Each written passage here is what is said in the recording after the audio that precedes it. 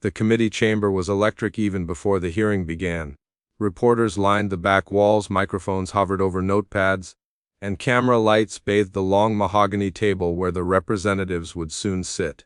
Everyone in that room knew something was about to happen. They could feel it. It wasn't just another political hearing. It was the day Jasmine Crockett and Marjorie Taylor Greene were about to collide again, this time on live national television. At precisely 10:00 a.m. the gavel struck once sharp, resonant, commanding silence. The chair announced that the hearing would discuss government transparency and accountability in congressional communications. But everyone knew what that meant. Greene had been accused of spreading misinformation about federal grants, and Crockett had come prepared to expose the truth. Marjorie Taylor Greene entered with her usual swagger, that tight, unyielding expression that dared anyone to challenge her. She carried a stack of printed documents that she waved dramatically for the cameras. "These," she said to a nearby reporter, "prove everything they don't want you to see." The cameras caught it all: her smile, her confidence, her certainty. Jasmine Crockett, however, sat calmly at the opposite end, her notes neatly arranged, a single pen resting parallel to the edge of her folder. She didn't look up when Greene took her seat. She didn't need to. Crockett had seen this kind of bravado before. She knew that sometimes, the louder someone entered, the less truth they carried with them. When the floor opened for statements, Greene was first. She spoke with theatrical intensity, her voice rising and falling like a practiced performance. "The American people deserve answers," she declared, slamming her palm against the table for emphasis. "Billions of dollars have gone missing under so-called equity initiatives, and my office has the receipts." She held up her stack of papers, shaking them for the cameras. The crowd murmured, some leaning forward, others rolling their eyes. Crockett didn't flinch. She waited, silent, composed, until Greene was finished. The chair then recognized her. Crockett stood slowly, her tone even and deliberate. "Representative Greene," she began, "I've had the chance to review your so-called receipts. And before we dive into your accusations, I'd like to ask one simple question. Who exactly verified your data?" Greene blinked. The room went still. "Excuse me?" she said, caught off guard. Crockett repeated, a bit louder this time. "Who verified your data? Because according to the Congressional Records Office, none of these documents have been authenticated, and several appear to be screenshots from social media." Laughter rippled faintly through the back of the room. The cameras zoomed in, first on Greene's tightening jaw, then on Crockett's calm, unwavering expression. Greene snapped back. "So what if they're screenshots? They show the truth the mainstream refuses to cover." Crockett tilted her head slightly, her voice carrying that unmistakable courtroom cadence. "Screenshots," she said softly, "are not evidence, they're pixels with context missing. And when those pixels come from conspiracy forums, they don't expose corruption. They manufacture it." The crowd gasped. Even the chair leaned forward, trying not to show amusement. Greene tried to interrupt, but Crockett raised her hand, not aggressively, but with authority that silenced the noise. "Let me help you, Congresswoman," Crockett continued, flipping open her folder. "This," she said, lifting a document, "is a verified budget report from the Department of Commerce, signed, sealed, time-stamped. And here, in black and white, is the allocation you claimed had disappeared. It went to veteran-owned small businesses in Georgia. Your district, in fact." That line hit the room like a gavel. Reporters typed furiously. The cameras panned to Greene, who looked momentarily frozen, her lips parted as if searching for a comeback that wouldn't come. Crockett didn't stop. "And since you mentioned transparency," she added, her tone sharpening, "you might also explain why your office circulated these numbers without consulting the oversight committee that you're supposed to be part of." Greene's voice cracked slightly. "We don't need permission to tell the truth." Crockett leaned forward just enough to make the moment cinematic. "No," she said, "but you do need facts." The audience erupted, half in applause, half in stunned silence. The chair banged the gavel to restore order, but the tone had shifted completely. Greene's earlier confidence was now shadowed by something raw: embarrassment. She glanced toward her aides, whispering, "Find the source sheet." "Now." Crockett turned a page and continued calmly, dismantling Greene's claims one by one. For each accusation she presented a verified record, a time-stamped file, or an official statement. Each point was methodical, not emotional, just surgical precision. By the time she finished her list, there was no energy left in Greene's arguments. What had begun as a fiery accusation had now become a slow unraveling of her credibility. Then, with perfect timing, Crockett delivered the line that would soon dominate every headline. "You can't fact-check your feelings, Congresswoman, not when the receipts say otherwise." That was it. The room went dead silent. Even Greene's own staff stopped typing. For a few seconds nothing moved. Just the hum of the lights and the quiet clicking of cameras zooming in. Greene pushed back her chair. "I don't have to sit here and be insulted," she said sharply. Her voice wavered slightly, but her posture tried to maintain defiance. "This entire committee is biased," Crockett replied without raising her voice. "Bias doesn't print government records, Representative. Accountability does." And that was when it happened. The moment that would loop endlessly across social media. Marjorie Taylor Greene stood up, gathered her stack of papers, and walked out, her heels echoing down the hallway as cameras followed. I'd scrambled behind her. The door shut, the tension dissolved into murmurs. The chair sighed. "The record will note that Representative Greene has left the hearing." Crockett quietly sat down, closing her folder. Reporters whispered her name. One of them muttered, "That's going viral tonight." They were right. As the hearing adjourned, Crockett remained seated, writing a few notes.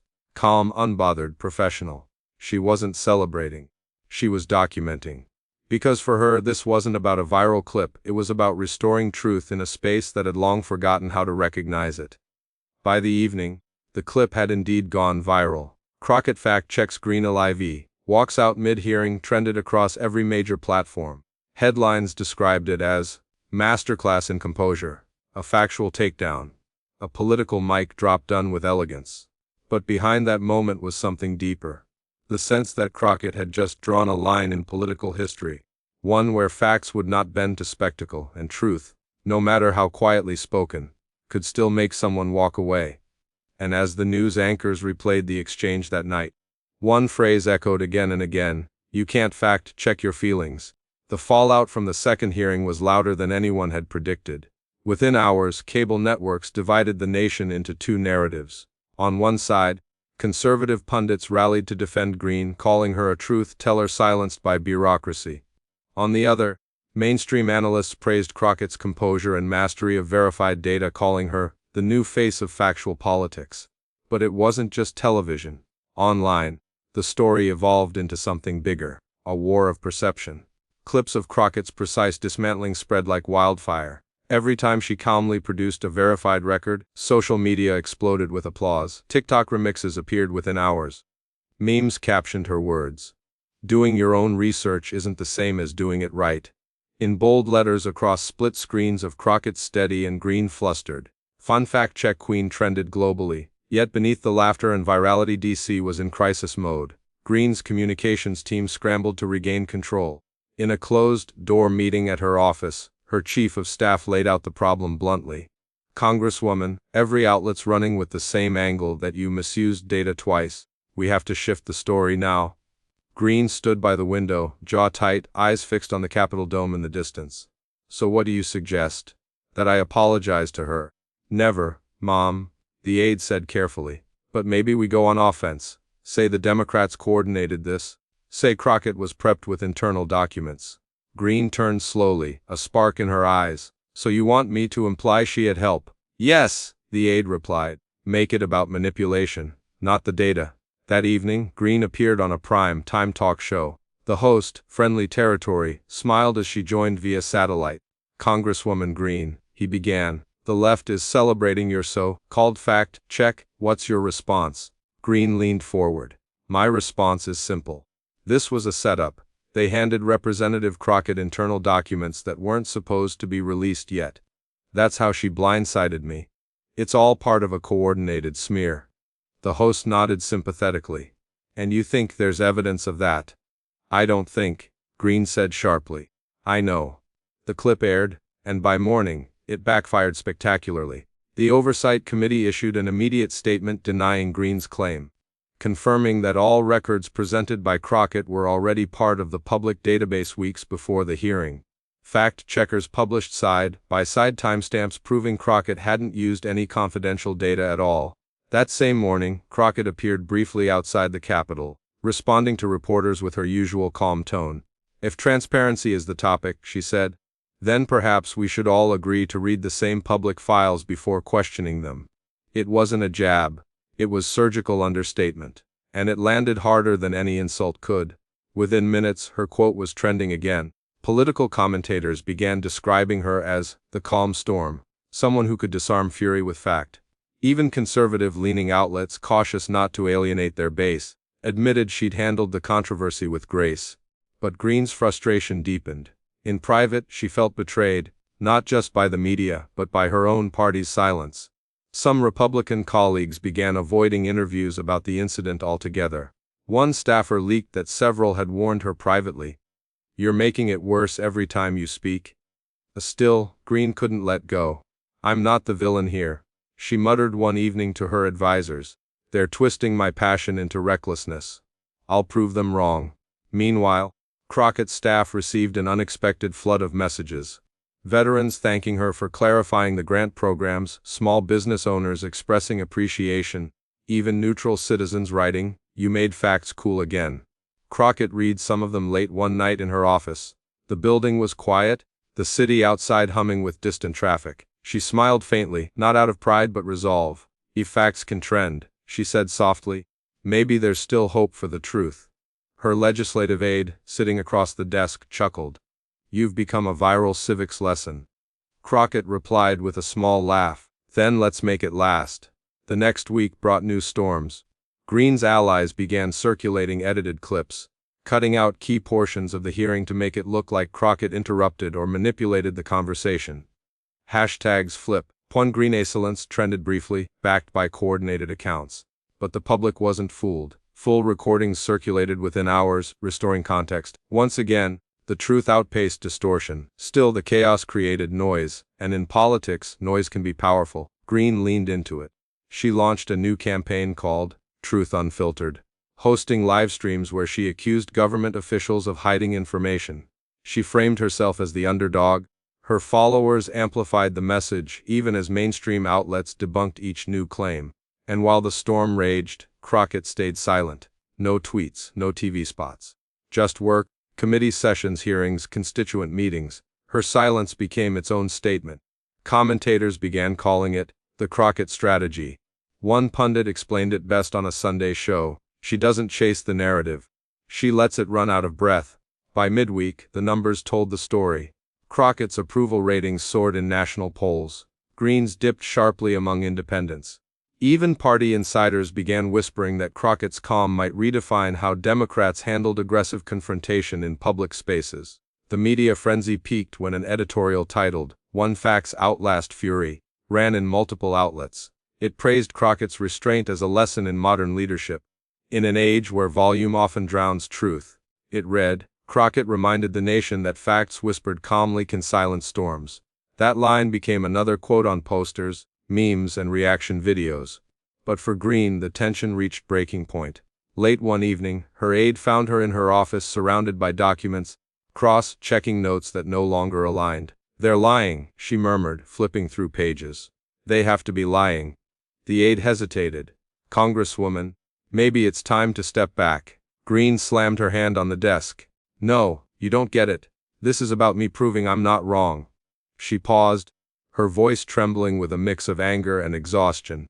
"They think they can humiliate me into silence. I'll show them." But outside that office, the tide had already turned. The story wasn't about humiliation anymore. It was about endurance, professionalism, and how one representative's calm had disarmed another's chaos. Even on Capitol Hill, whispers spread. In elevators, cafeterias, and corridors, staffers repeated the same line. "Did you see how Crockett handled that? That's how you do it?" And as another week closed, Crockett's quiet confidence had become not just a viral moment, but a model. Reporters began using a new phrase in their coverage, the Crockett Standard. It meant fact-based, unflappable, unprovoked. A way of winning that didn't rely on spectacle, only truth. And though Greene's base continued to rally behind her, the wider public saw the difference clearly. One woman fought with fury, the other with facts. That Friday, as the Capitol lights dimmed and the corridors emptied, Crockett walked alone through the marble hallway, her heels echoing softly. A reporter, catching up to her, asked, "Congresswoman, Any final comment on how you feel about everything that's happened? Crockett paused for a brief moment, her tone quiet but firm. Truth doesn't need volume, she said. It just needs a mic. Then she smiled politely, nodded, and walked away, her silhouette fading into the dim golden light of the Capitol dome behind her. By midnight, that quote was everywhere. The night after the hearing, Washington didn't sleep. Newsrooms buzzed, pundits debated, and every political strategist in D.C. was dissecting the same 4-minute clip. The moment Jasmine Crockett fact-checked Marjorie Taylor Greene live, and Greene walked out in fury. Cable news ran it on a loop. One anchor said, "Crockett's composure under fire was remarkable." Another added, "Greene underestimated her opponent," and the truth caught up faster than she expected. Hashtags trended to Crockett Facts for Walkout Wednesday for Truth Check. By midnight, the clip had over 5 million views. By morning, it had crossed 10, but inside Greene's camp the mood was chaos. Her aides crowded in her office, faces lit by laptop screens showing headlines like, "Crockett humiliates Greene with verified records," and "Fact check gone wrong." Greene paced the carpet, fuming. "This is exactly what the media wanted," she said, her voice tight with anger. "They'll twist anything to make me look like the villain." An aide hesitated before speaking. "Ma'am, maybe we should issue a statement. Something controlled, calm. If we explain that the documents were preliminary."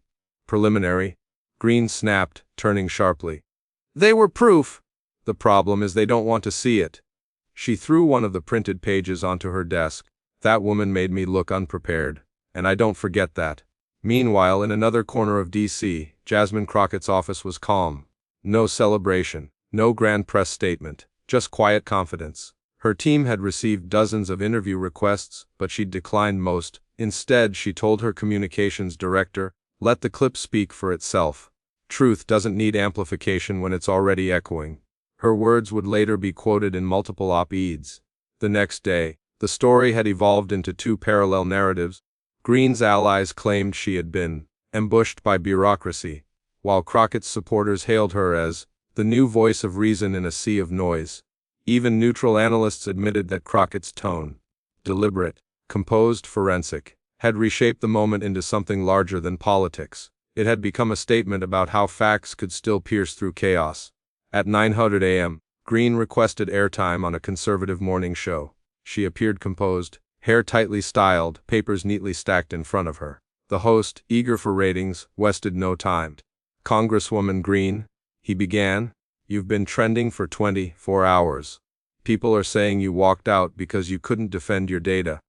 What really happened?" Greene's eyes narrowed slightly. "What happened," she said, "is that the Democrats can't handle the truth when it comes from someone like me. They ambushed me with pre-approved talking points and deep state documents. I refused to be part of a setup." The host nodded, half convinced, half curious. "So, you're saying the data Jasmine Crockett used was manipulated?" Greene interjected. "They printed those so-called records last minute. My information came directly from whistleblowers, but within hours fact-checkers dismantled that claim. Every whistleblower document Greene cited was traced to unverified sources online." Once again, Crockett's methodical precision was contrasted with Greene's impulsive rhetoric, and this time, the audience noticed. By noon, reporters were asking Crockett for comment. She gave only one short statement: "Congresswoman Greene's claims remain unverified. The American people deserve representatives who can distinguish research from rumor." That calm phrasing hit harder than any insult could have. Inside committee offices, staffers whispered about how poised Crockett had been. Even political veterans used to shouting matches admitted privately that the Texas lawmaker's demeanor had shifted the tone of congressional confrontation. She didn't match chaos with chaos, she dissolved it with composure. Meanwhile, Greene's frustration boiled. Her social media team urged her to pivot topics, talk about border policy, energy, or education. Anything but the walkout. But she refused. "I'm not backing down," she said. "If they want a debate, they'll get one." And so, 3 days later, she requested a follow-up hearing, officially titled, "Clarifying Fiscal Transparency in Federal Initiatives."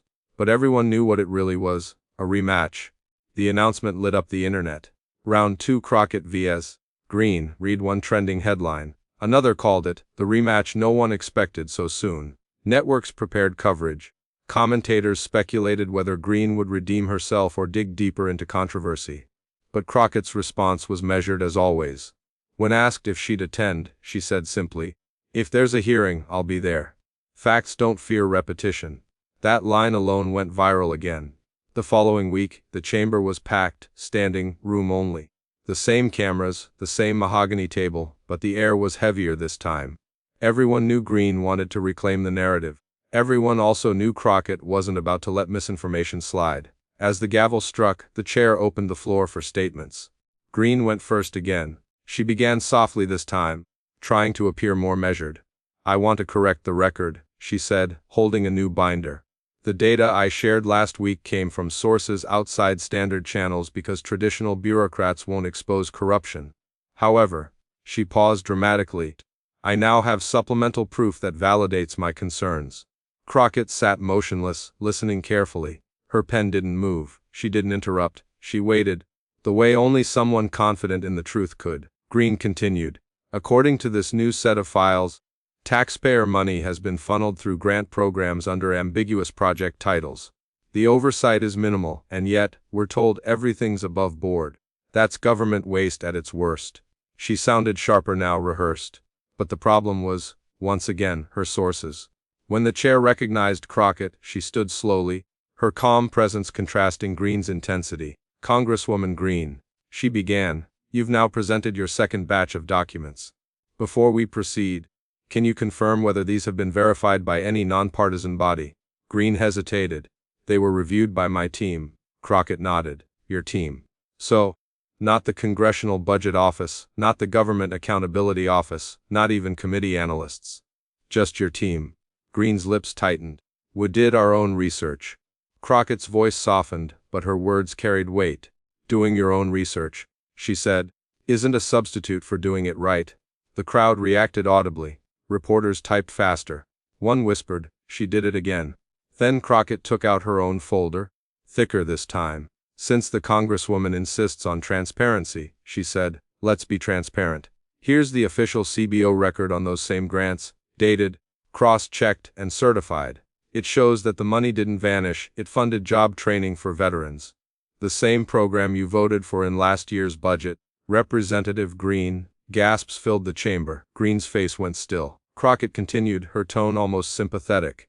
"It's okay to ask questions," she said gently, "but it's dangerous to build narratives before you have answers." For a moment, the hearing fell silent again. That same silence that marked the first viral exchange. And just like before, cameras zoomed in on Greene's reaction. Her composure cracked slightly, the tension visible in the corners of her jaw. The chair tried to diffuse the moment. "Let's stay focused on the record," he said, but the energy had already shifted. Crockett returned to her seat, her words echoing in the air.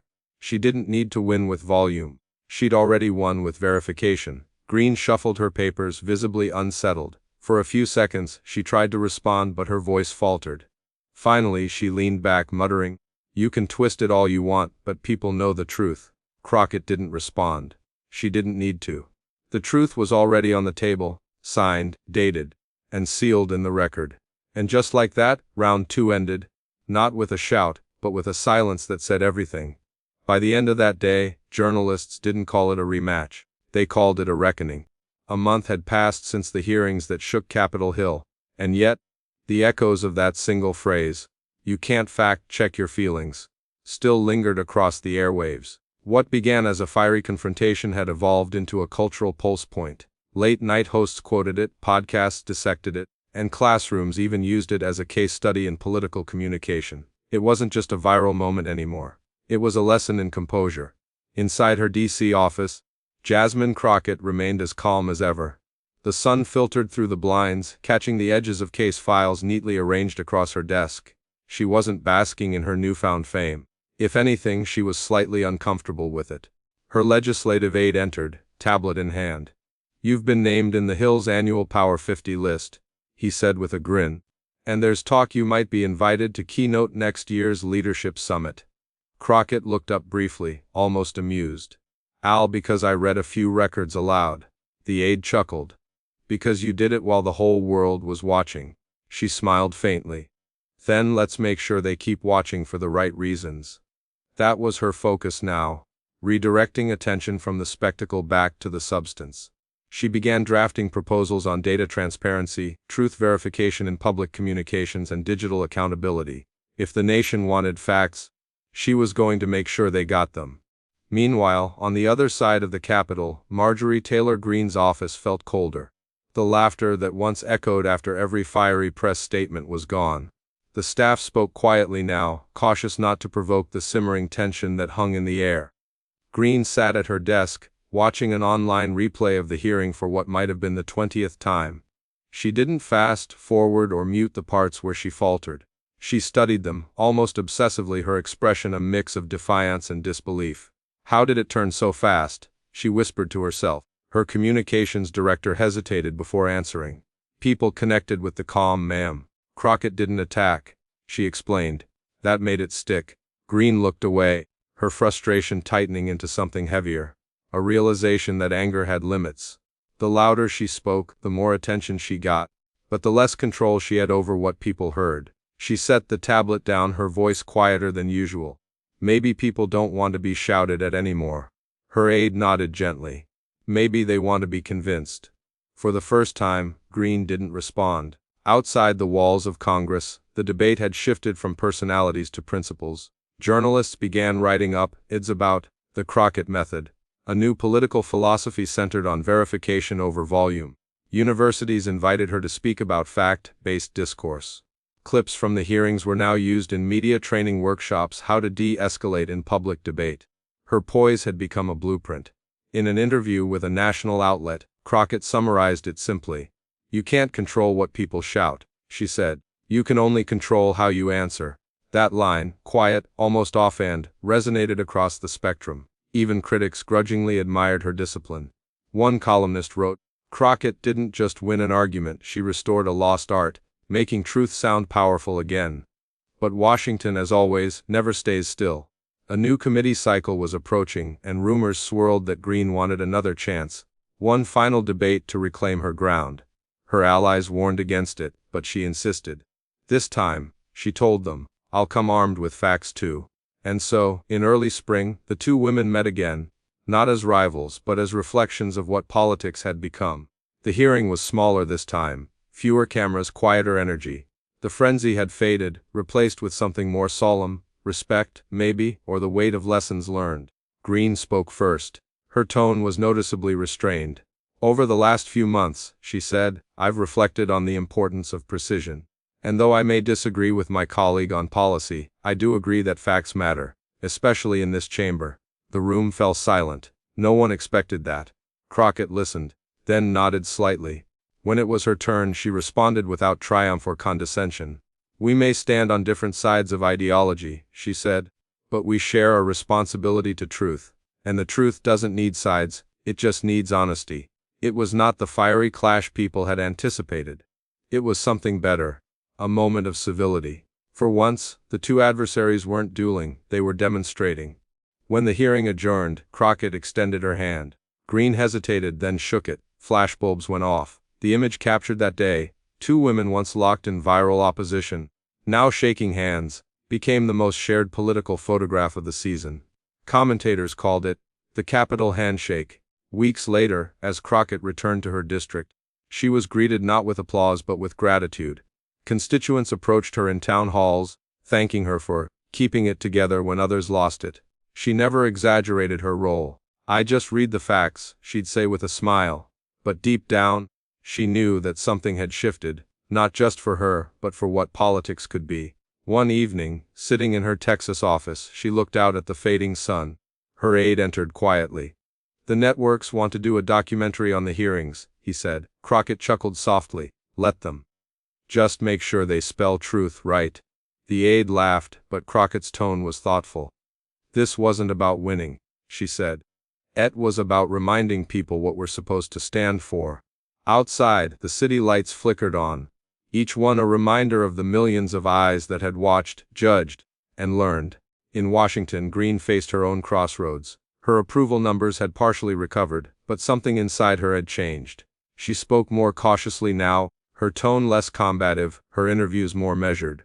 Once, during a private event, A supporter asked her if she regretted walking out that day. Greene paused for a long moment before answering. "No," she said softly, "but I regret why I walked out."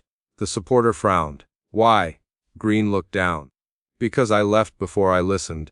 Months later, when historians looked back at that season in Congress, they didn't frame it as a rivalry. They called it a turning point. A clash that forced both sides to look inward. For Crockett, it was the moment she proved that facts could still win hearts. For Greene, it was the moment she realized that fury could only carry her so far. And for the nation, it was a reminder that truth, though often quiet, still holds the loudest echo. As the final credits rolled on news retrospectives that year, one montage played repeatedly: Crockett standing at the committee desk, voice steady, eyes clear. Greene frozen in disbelief, then slowly walking away. The quote overlaid in bold letters: "You can't fact check your feelings." Then the clip faded to black, and that's how it ended, not with shouting, not with scandal, but with silence, composure, and the simple, enduring sound of truth reclaiming its place in the room.